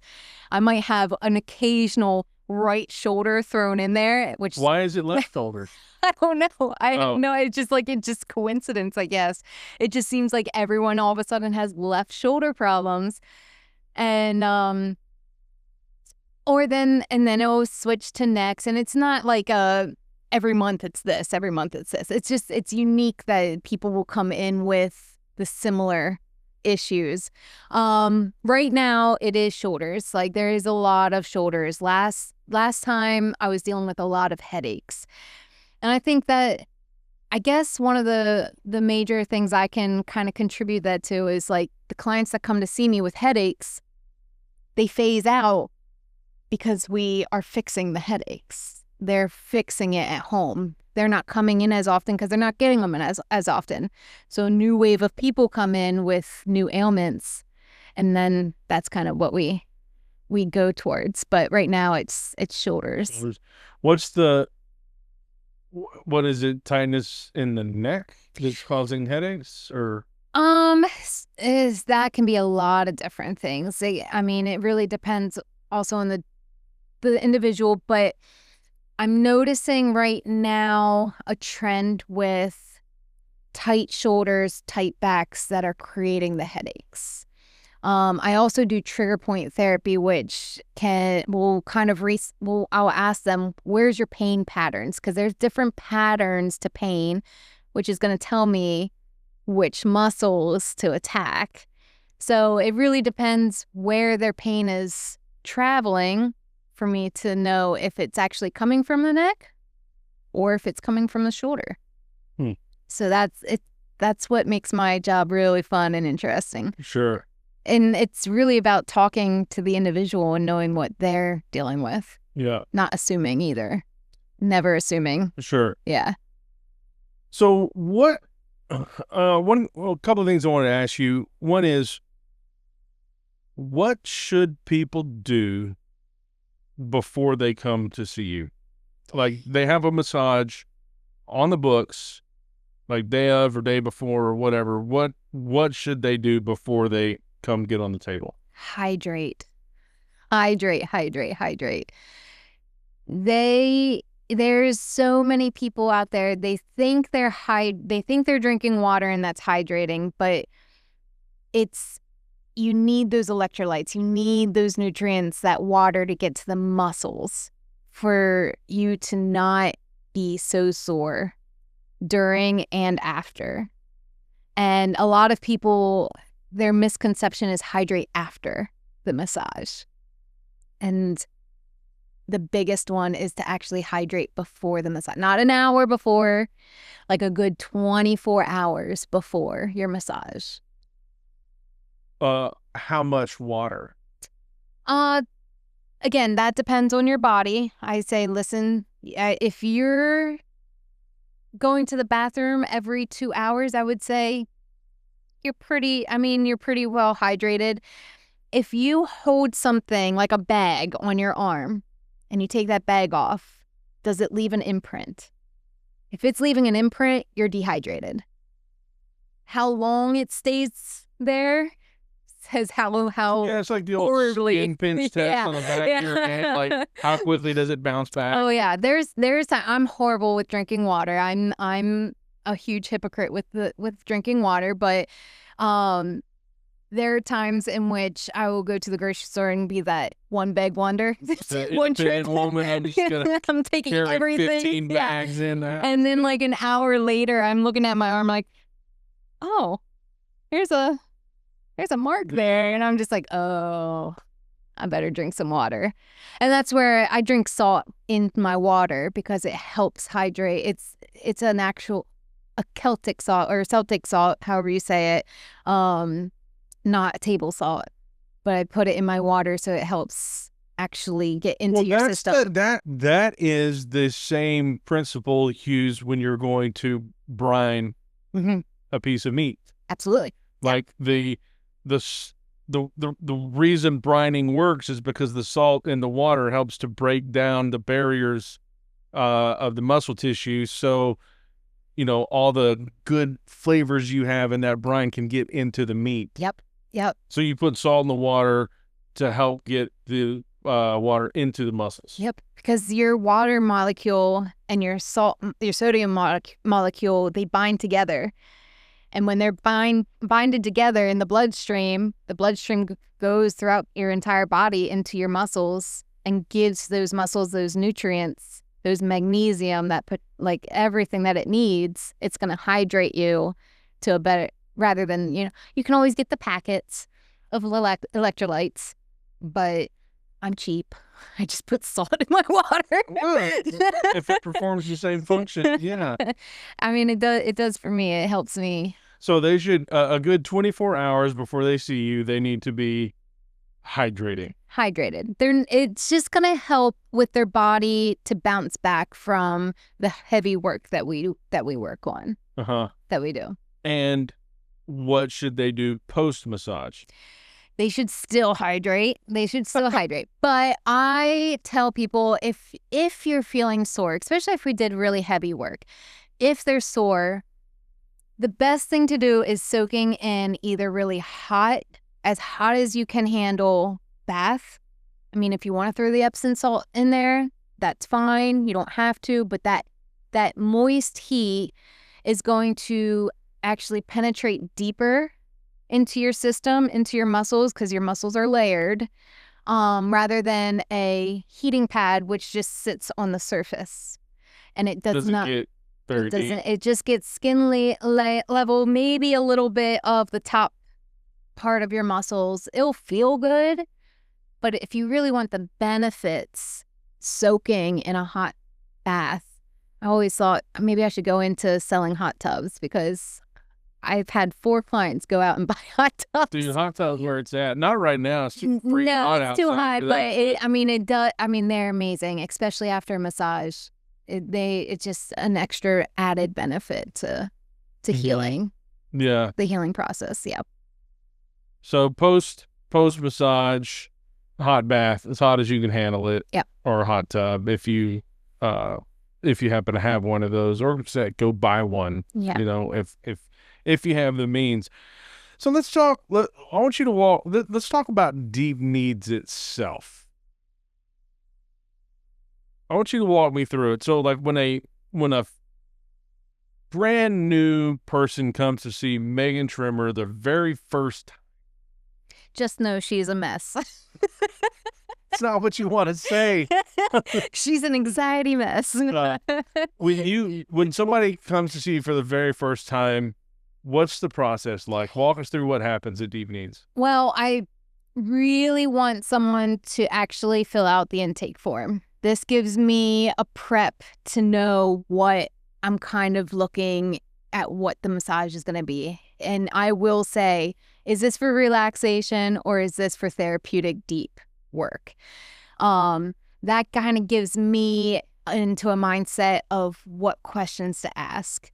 But you're going to come in, sit down, and we're going to go through the intake form. I'm going to listen to what you are experiencing, what you're looking to get out of the massage. I'll probably ask questions that are referenced to what you've put on your paper. And then I will walk you through kind of, how I would like to how I start my massages. So I'll take you into the room.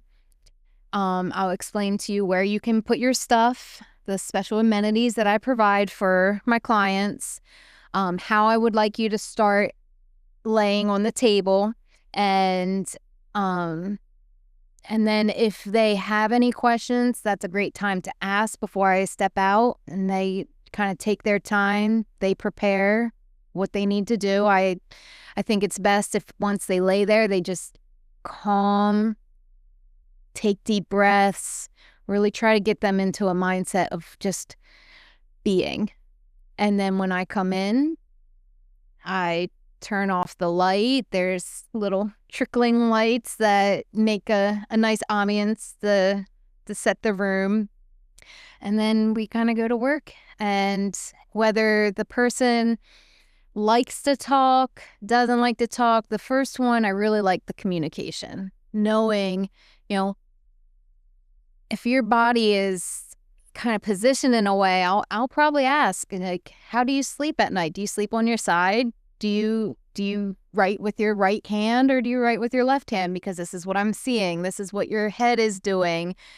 Where's your computer screen? Where's your TV?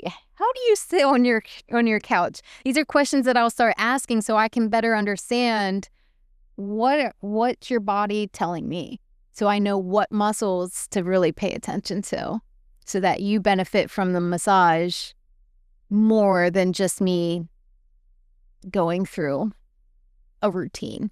Well, yeah, I mean, you want to know what you're working with, and what the goal is. Yeah. And as a guy that's been there, it's a nice room. The lights are down. The decor is nice. And you've usually got some type of, I don't know what kind of music it is. It's very like spa-ish. Yeah, so for the most part, I try to keep my music at a 432 hertz. It is a healing hertz. It's meant. That's HERTZ, not HURTS. Just want to make that clear. Thanks for that. But yeah, I'm actually very specific in what is being played in the room. Yeah, for the type of. I mean, you're not playing AC/DC, unless specially requested. I actually have a client that they request to listen to Michael Bublé. Interesting. Yeah, so I will change it for my client. Okay. There is no issue with that. I want them to be as comfortable as they possibly can. I did massages on my brother to Pink Floyd. Okay. So it's... Yeah, they're kind of spacey, some of their stuff, so that would make sense. So you've done some research on that. There's like a science behind like what it's 432 hertz? Yep, or 528. Well, so what is that? What's the connection? It's just, there's just science about the frequencies that like get... wavelengths? Yeah, that get emitted into our bodies. Our bodies are very hypersensitive to what's out in the world, and so I really want to make sure that they're getting a benefit not just from the hands but from the atmosphere itself too. Yeah. And a lot of people, when they come in and they're hearing that music, it almost feels like they're like, it's a kind of peace in my room, and that's what I kind of contribute that to. Yeah. And I want to put this out there for the men. Like, obviously, the hair on my head, that's gone. I mean, it's time for a haircut, but I got rid of that. I have a beard. I'm a hairy guy. And so, like, the first time I came in, like, a concern, I think, for a lot of men getting a massage is, like, it's going to pull my hair because that hurts. No, that's what they teach in school, though. But it's like, I don't know what lotions or whatever it is you're using, but there's no hair pull. No. I was very grateful because it's painful. Yes, it is. Oh yeah, it is. Oh yeah. So like, and I assume, in the world of massage therapy, like there's got to be a whole industry around lotions and what you guys are using. Oh yeah. So I don't know. What do you use? I prefer a unscented. I think you pronounce it jojoba. J-O-J-O. Yeah, jojoba. Yeah. Jojoba. Yeah.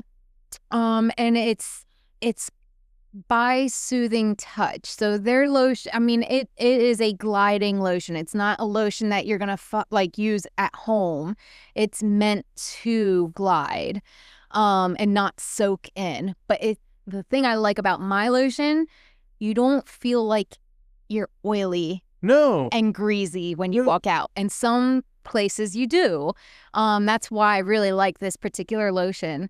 Now, there's some people that are allergic to the lotion, so we will use coconut oil. And that is where I'm like, they feel A little oily. Yeah. But they know that. They're already, yeah, when knowing that that's what we're going to use. And then I have other people that will bring their own lotion. And I will use that as well. Yeah. And I can say, like, because when you're doing a full body, that's a lot of lotion, Yes. putting on somebody. And, but I've never walked out feeling like sticky or Like tacky. you had to get a bath. Well, or shower. not even that, Yeah. but like, I didn't feel like my clothes were sticking to me. Yeah. So because they weren't. Yeah. So. I try to stay as minimal as possible. That is one of the benefits of working therapeutically when we're really getting in there. You don't want a whole lot of slipperiness. You want to make sure there's some friction with the body, so you're not using a whole ton. But when there is a lot of hair, you want to use a lot more than if you had someone that didn't have hair at all. But there is that I guess that just came with the learning of where that happy medium is, so that you're not feeling like a slipping slide. Yeah. Walking out. Yeah. So what all do you offer at Deep Kneads? I mean, because I know you have different types of massages or different levels, or what's all available? So as of right now, I don't really differentiate. I only differentiate through the time. Oh, okay. So a nice, relaxing massage for an hour is going to be the same as we're going to do some heavy work for an hour. I've gone as little as 30 minutes. They're not my preferred time frame because that's not enough to really like get in a spot, because usually it's not just one muscle that is the problem. It's a multitude of muscles that are contributing to the problem. So 30 minutes goes really fast, really fast.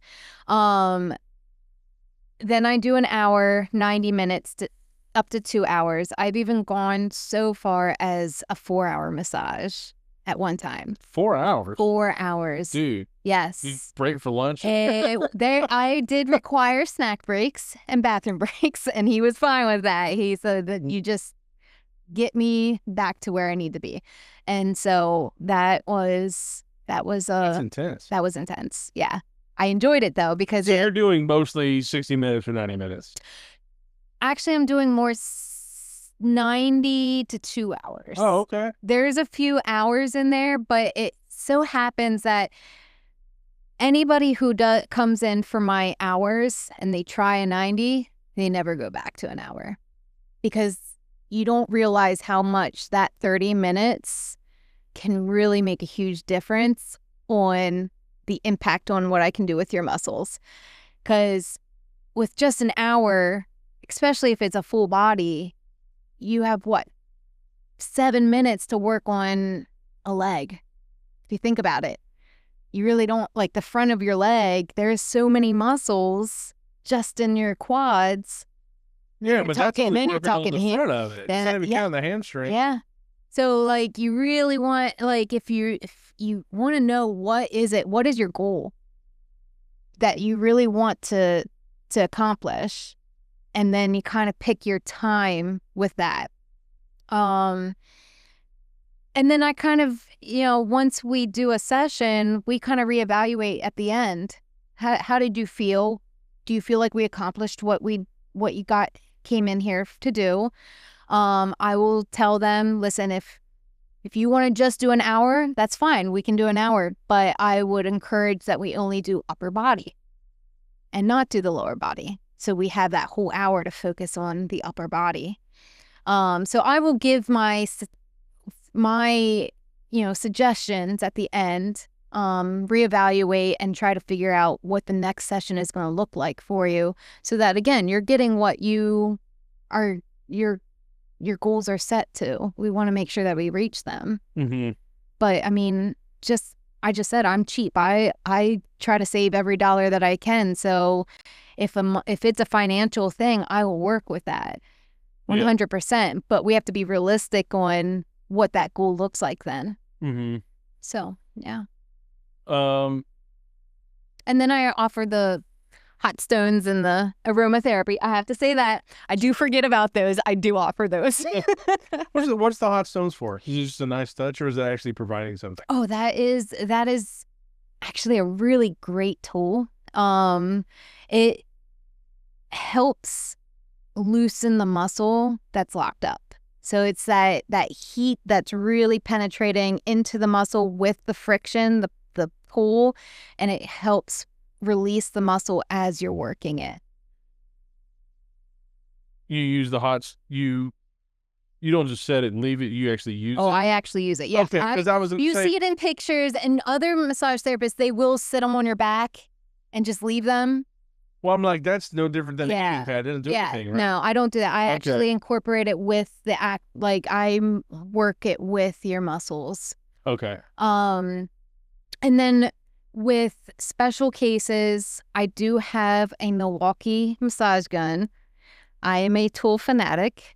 Wow. I am a tool fanatic. Serious? Yes. And that one, that I am a big advocate of massage guns, and I will help people learn how to use theirs effectively through using mine as well. Okay. During the session. Breaking out the power tools. It is loud and obnoxious, but it works. It gets the job done. Nice. No, I would encourage, if you, I'd never had a massage in all my 45 years of life, and now I'm 46, but until I came to you at my wife's recommendation. But our thing was like, I don't think, people should probably think of a massage, not the frou-frou ones. Yeah. Mm-hmm. But the therapeutic stuff that you're really trying to accomplish here as part of their health. Like, not just something's wrong, I'm hurt, I need to go get a massage. This should probably just be part of their holistic routine on a regular basis. Yes. It has more benefits than waiting for something to break down. It truly is. If you have a car, you're going to give it an oil change. You're going to give your car maintenance schedules. You're going to fix, like, you want to stay on top of it before a problem happens. Essentially, that is what my massages are, is to maintain your body to a point and before the problem hits. Right. But then I'm also there when the problem hits. I'm like the body mechanic. Yeah, sure. No. Well, and the fact is, it's going to hit at some point in time, because we are finite beings. Things break down over time. Things get out of alignment. And I've often thought of the chiropractor that way. Like, if the alignment on my car is out, it's not going to drive properly. The same thing with my skeletal system. If something is misaligned, it's going to cause problems. Yes. And I used to probably be of the opinion years and years ago that, chiropractors were quacks, but it just, over time, my wife helped me a lot with this stuff, but on a lot, it makes sense. Mm-hmm.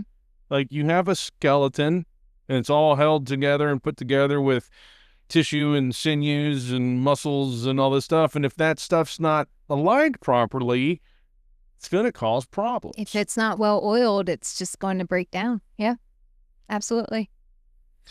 So I got one other topic I want to hit, and then we can talk about whatever. But before we do that, if people need to come see you, and I think people need to come see you. I am one of those people. What's the website? Where are you located? You know, are you active on social media? All that stuff. So, my website is deepkneadsmassagetherapy.net, and it takes you right to the booking site. It's very simple, straightforward. Trying to be active on Facebook and Instagram. You're not very. Not my strong suit. I looked it up. You're not super. And that's fine. If it's not your deal, it's not your deal. I struggle very much with that. Yeah. By the way, the needs is like K-N-E. Oh, yes. Yes. Like you're needing. Bread, yeah. Yep. Or not a dough. You don't need bread. You need the dough. If you need the bread, it's going to be a problem. Semantics. Yeah. And then my number is, like, you can find me on Google. My number is right there. I respond better to texts just because when I'm in a massage, I can't answer my phone. I'm in that generation that phone calls are scary. I will answer, but I might be returning the phone call, not answering right away. But mostly that's because I'm probably in a session. And yeah, I love answering questions. If it's just a pop on in like Messenger, on a text, say, just ask your question, see if massage is right for you. I'll be honest. If it sounds more of a chiropractic problem, I'll tell you that. If it sounds like you need to go to the doctor, I will tell you to go to the doctor. And my table is not a fix-all. Yeah. It definitely has its purpose, but I will answer any questions that I need to before you step into my room. Yeah. Well, y'all get on to Deep Kneads, Kneads, deepkneadsmassagetherapy.net. Net. Yeah. And check her out. I looked at the website earlier today, and yeah, go get worked over. It's good. Yeah. It is good. Primerica. So a new endeavor for Megan Trimmer, Primerica. What do you got cooking? I am learning to sell insurance. What kind of insurance? Well, life insurance primarily, but that is the goal. I still have to take the classes. I have to pass a test before I can actually start selling it. But that's one of the things that I need is anybody who is interested in getting any of that, come talk to me. I will direct you to my advisor, Ray, and he's going to teach me the ins and outs of selling. So that is a new endeavor for me. I used to be in a life insurance world. Yeah. Oh, that's interesting. Hated it. It's hard. I feel like it's going to be a challenge. Yeah. I was also in real estate. I'm not anymore, full time taking care of my wife, and doing this. And, but I will say this, and I won't we have life insurance. Some people, depending on your life insurance, everybody has an opinion. Some people think it's great. Some people think it's a waste of money, and you can get better returns in the market. You can do a mix of both, but and I won't mention who we have it through because you're doing Primerica. I'm not with Primerica, so it's your competitor. But I'm going to say this. If we did not have the whole life insurance policy, we would be screwed. Yep. I would lose my house. I would lose everything. My guy, God bless him, his name's Chris Arnone. We took out whole life and term. And I'm not going to get into all the reasons why, but we took out whole life on us, and we took out the policy on Jennifer like a year and a half before her aneurysm and stroke. He set up our policy. He put a disability rider on the policy. She had her aneurysm and stroke, and now she's fully disabled. And I won't say how much it's paying us every month on the podcast publicly, but that disability policy, that disability rider on her whole life insurance pays her an absurd amount of money every single month. Not only that, because of the disability rider, it converted, we were able to convert her term policy into more whole life. Oh, nice. And our carrier pays her monthly premium. We don't even pay for it anymore.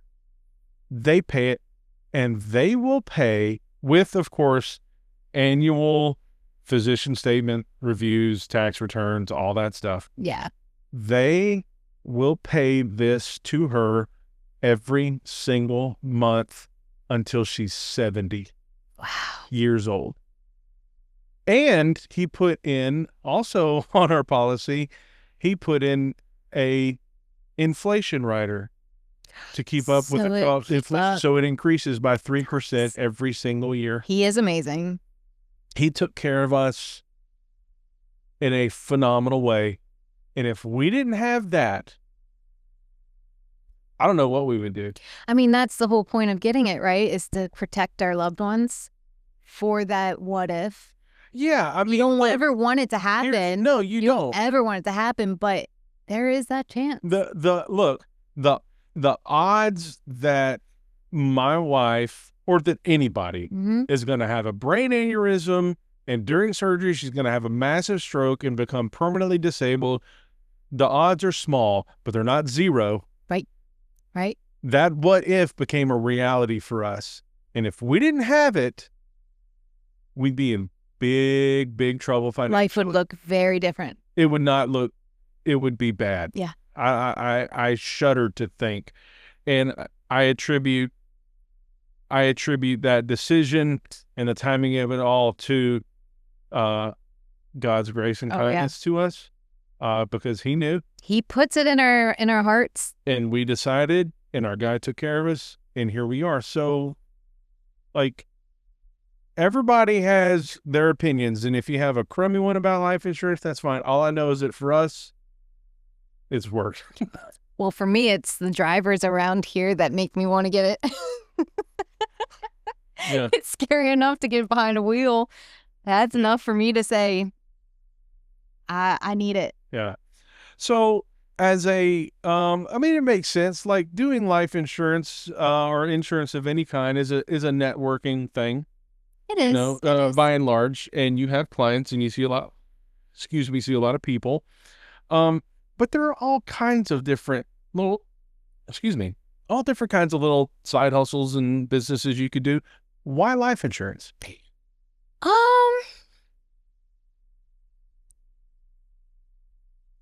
That is actually quite a good question. That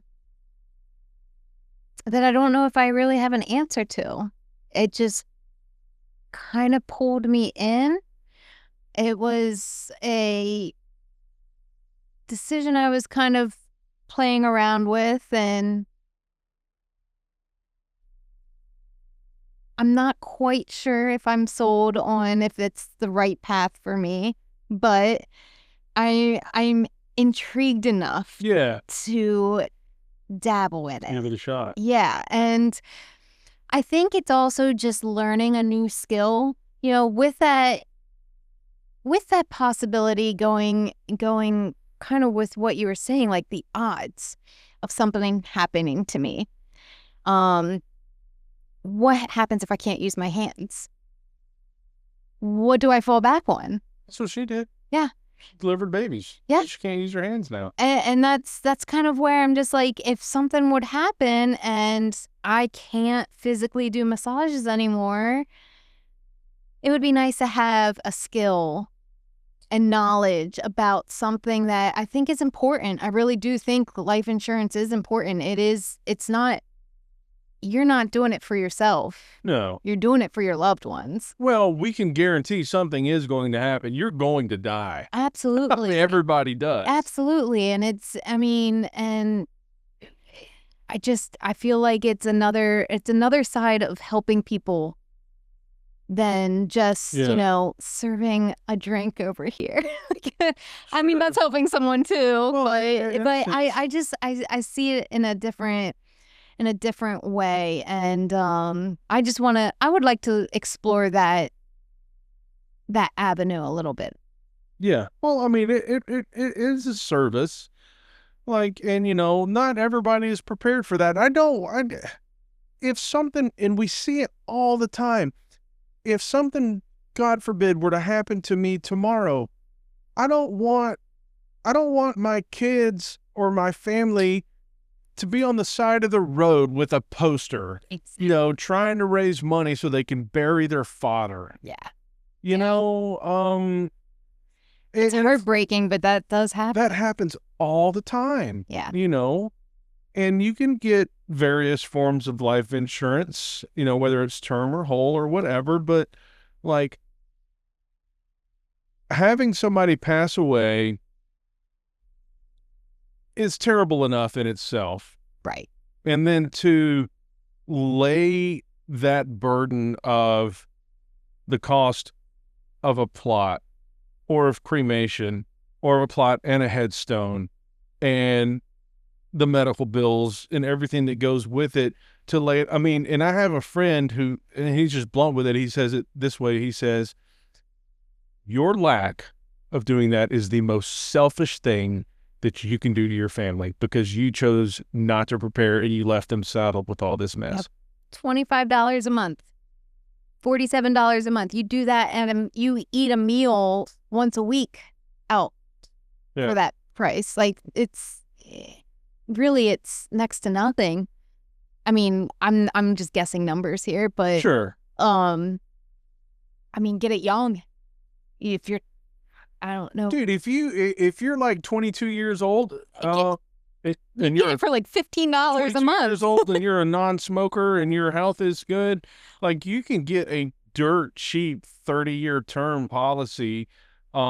And then I'm not a financial advisor. I'm not giving out. I'm a podcast host. I drink whiskey and smoke cigars. And I'm a massage therapist. And you're a massage therapist.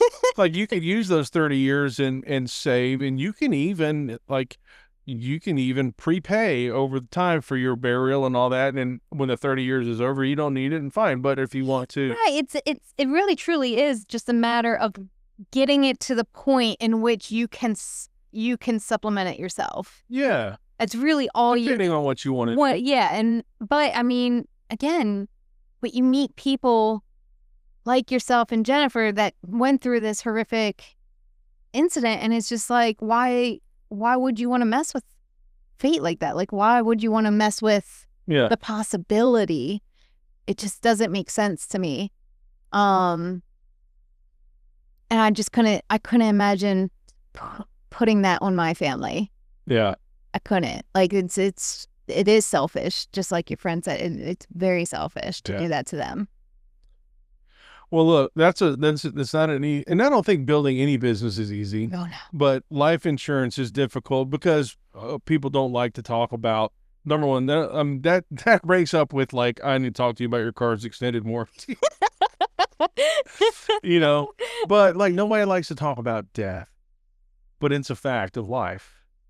I don't mind it.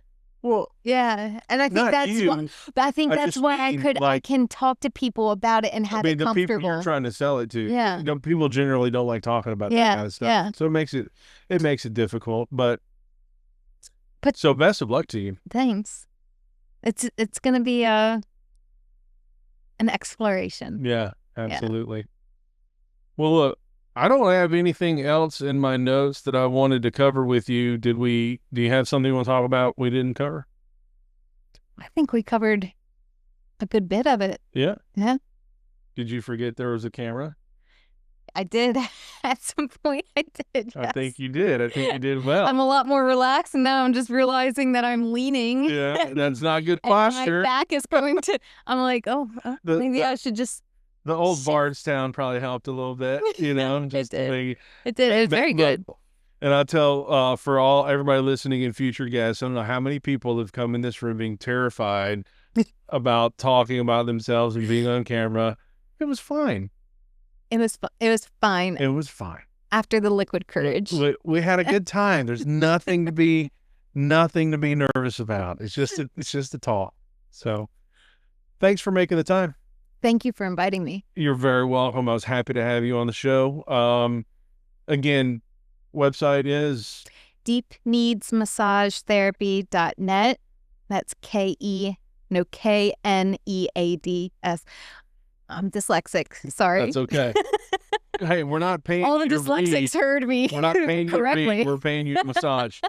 So get on, seriously, go to deepkneadsmassagetherapy.net, book a meeting, ask a question. Yeah. Send her a message, just ask a question, do a little consultation. Is a massage right for me? Megan will take care of you. But again, I appreciated you coming. Enjoyed the conversation. Thanks for watching and or listening. The best way you can support the show is to give it a like and a follow, or maybe you're a local business and you want to be a partner with Sunday Afternoon Smokes, reach out to me. But hey, share it with your friends, share it with your family, share it on your socials, and share it with the world, because Sunday Afternoon Smokes is really sweet. We'll talk to you soon.